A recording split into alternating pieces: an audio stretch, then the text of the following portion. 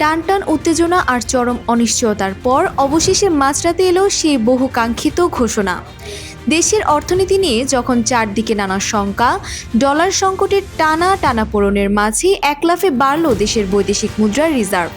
মাত্র 2 দিনের ব্যবধানে দেশের গ্রস রিজার্ভে যোগ হয়েছে বড় অঙ্কের বৈদেশিক মুদ্রা। কেন্দ্রীয় ব্যাংকের সর্বশেষ তথ্য অনুযায়ী দেশের মোট বা গ্রস বৈদেশিক মুদ্রার রিজার্ভ একলাফে বেড়ে এখন দাঁড়িয়েছে 34,569.38 মিলিয়ন বা 34.56 বিলিয়ন ডলারে। শনিবার রাতে বাংলাদেশ ব্যাংকের নির্বাহী পরিচালক ও মুখপাত্র আরিফ হোসেন খান আনুষ্ঠানিকভাবে এই স্বস্তির বার্তা নিশ্চিত করেছেন। হিসাবে দেখা গেছে গত 21 মে যেখানে গ্রস রিজার্ভ ছিল 34,539.8 মিলিয়ন ডলার, সেখানে মাত্র 48 ঘন্টার ব্যবধানে তা উল্লেখযোগ্য পরিমাণে বৃদ্ধি পেয়েছে।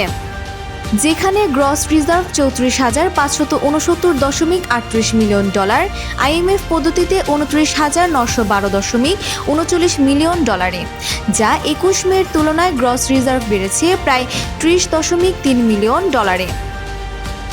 আন্তর্জাতিক মুদ্রা তহবিলের করা নির্দেশনা ও BPM-6 পরিমাপ অনুযায়ী বর্তমানে দেশের নিট রিজার্ভ দাঁড়িয়েছে 29,912.39 মিলিয়ন মার্কিন ডলারে। মূলত মোট রিজার্ভ থেকে স্বল্পমেয়াদী দায় বাদ দিলেই এই প্রকৃত বা নিট রিজার্ভের দেখা মেলে, যা এখন 29 বিলিয়নের ঘর স্পর্শ করতে যাচ্ছে।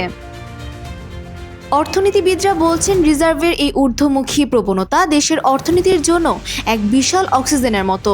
এই ধারা বজায় থাকলে সামনের দিনগুলোতে ডলার সংকট অনেকটাই কেটে যাবে বলে আশা করা হচ্ছে। Desk report, business Times.